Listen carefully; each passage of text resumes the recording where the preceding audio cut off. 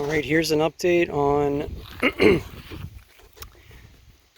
chinkapins that I planted. Started from seed back in the fall of 2019. They're still pretty small, but some of them are starting to look pretty good. So they're in their 5th leaf now. These are hazelnuts I started at the same time, are starting to look really good. They've grown, a lot of them have grown a foot or more this year.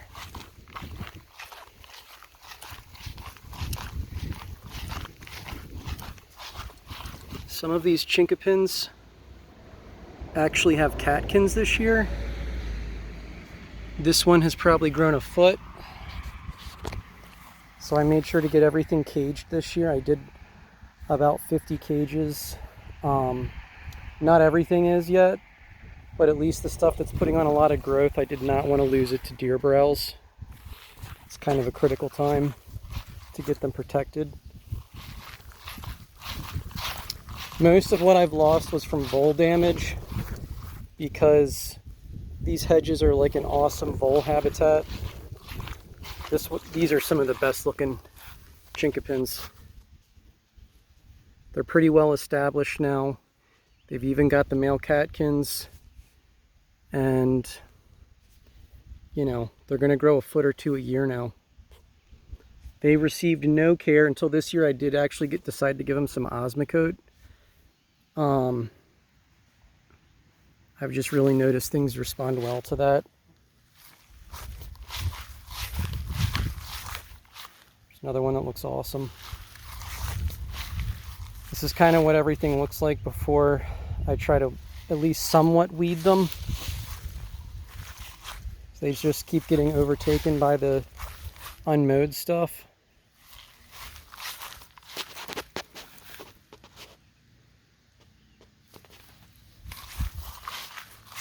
Like here's one I need to weed. There is a hazelnut down in there. So I've just been like pushing the weeds down, and the cage kind of holds the weeds, keeps them matted down, and gives the plant a chance to grow.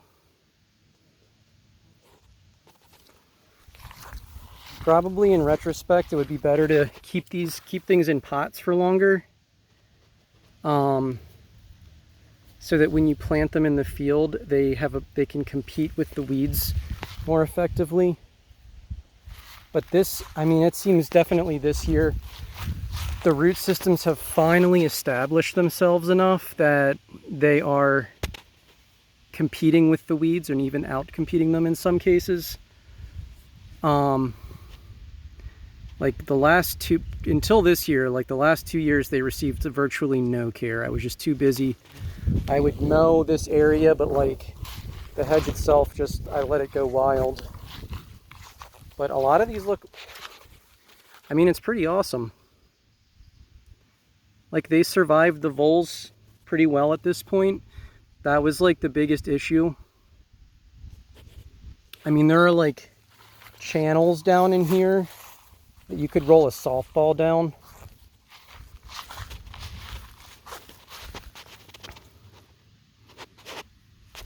But yeah, I mean, a lot of them have put on, you know, a foot of growth this year, and we're still just in June. The hazelnuts look awesome. Like this could, in another 2 years, this is going to actually look like a real hedge. And then in the tree tubes, I've got, let's see, I have persimmon down in there. I don't know if you can see that. Persimmon love being in tubes.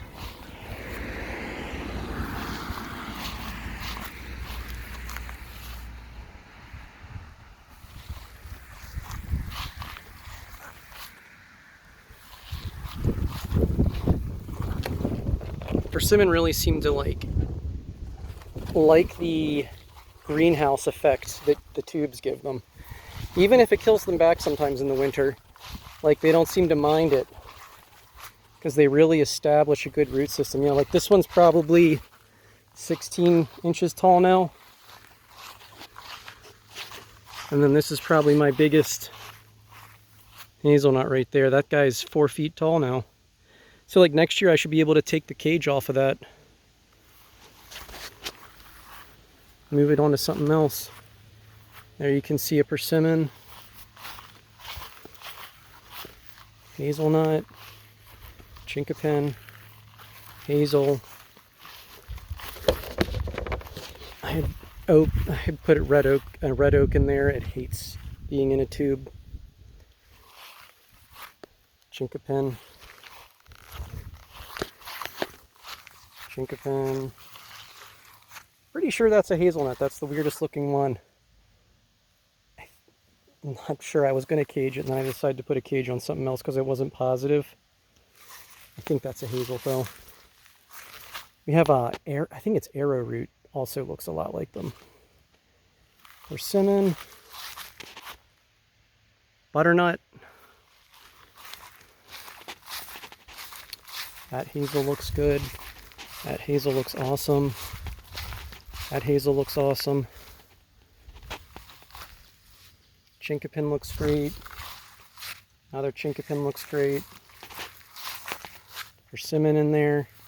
I mean, this is really going to fill in the next few years. And this year I did, like I said, I went through and I gave everything some Osmocote, and I think that they're benefiting from that already. Just to get them up, like, you know, be great to mulch everything. It's expensive and that's a lot of effort. I don't always have time for this. Like I just replanted this persimmon and gave it some mulch. I'm going to start trying to give stuff mulch at least when I first plant it. There's a little persimmon down in there.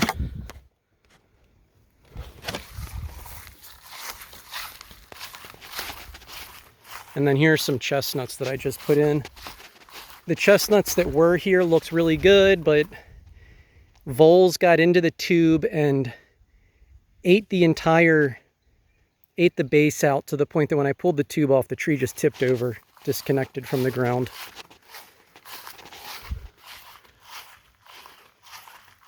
It's a chestnut. Here's a chestnut. And then these are my biggest chestnuts back here. Got 4 big ones that are just about ready to start producing. And then I have a ton of chestnuts that are like pretty well ready to go into the ground.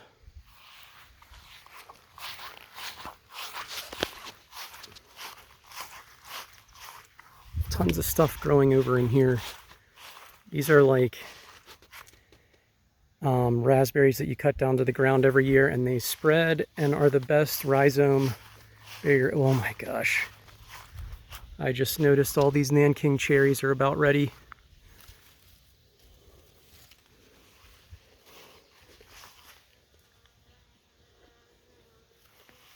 They're good.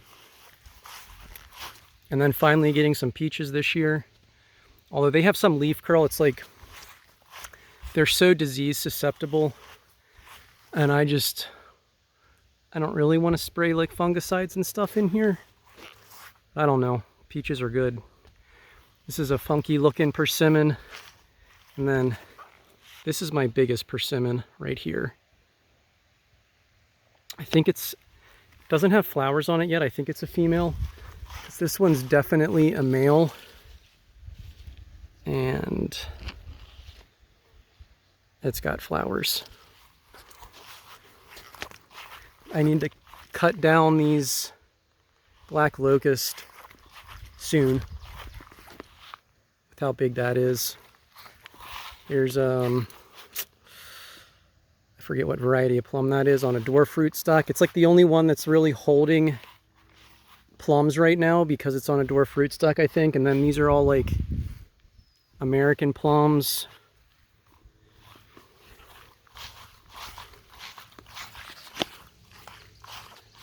American plums.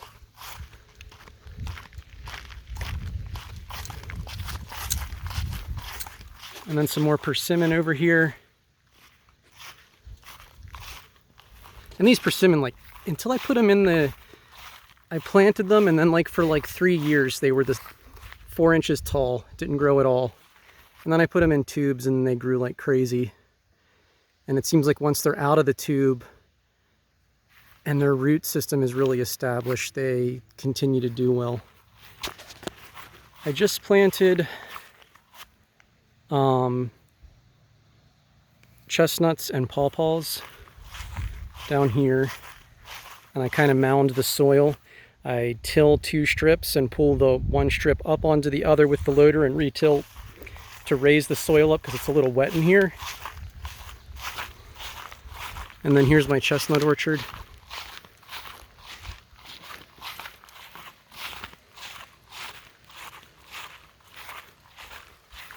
So this was like, I killed a lot of trees getting this established, but it's finally established.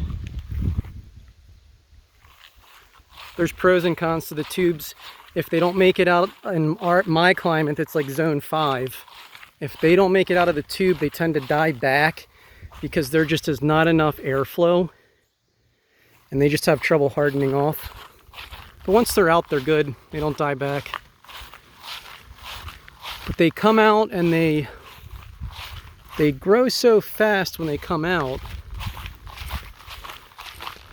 that when they start limbing out the following year, they have trouble holding themselves up.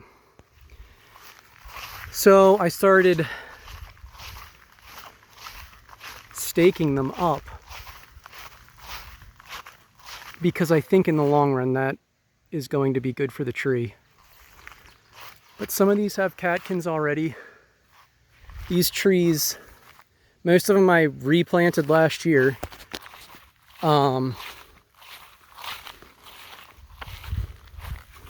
And they are seeds from 2020. I believe they're in their 5th leaf.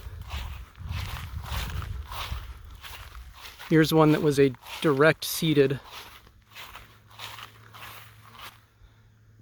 that didn't drop its, like it held its leaves and then a really wet snow snapped it down here.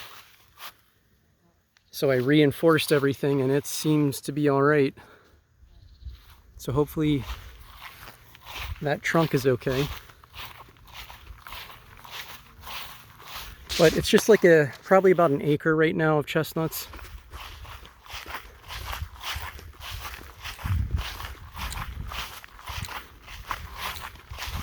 Some of these are so vigorous.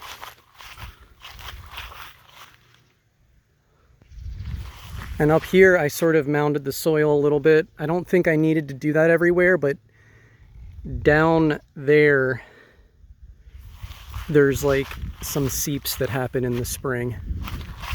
And I just wanted to, I mean, I got the machine, so it's really easy to do. So I just did it. Lots of catkins.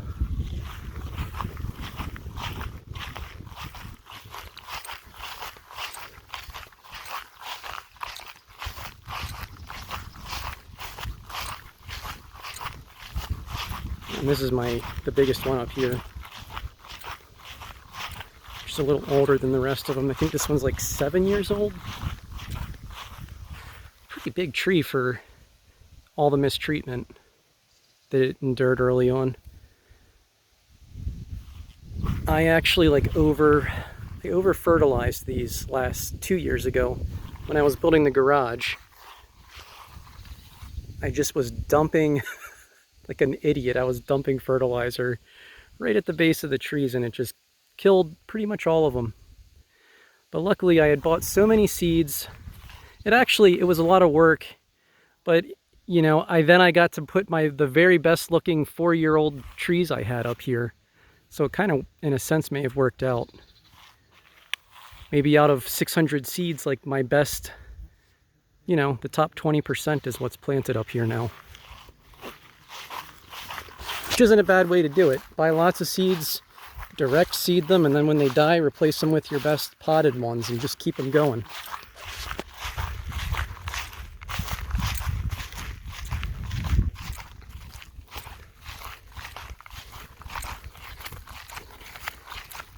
Down here I got a bunch of grapes,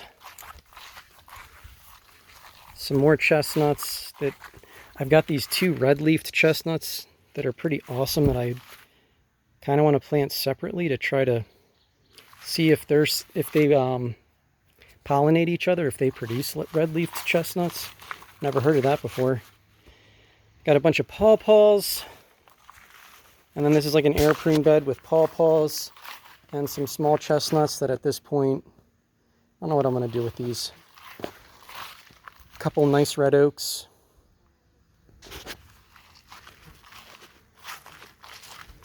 Yeah, that's pretty much it. It's coming along.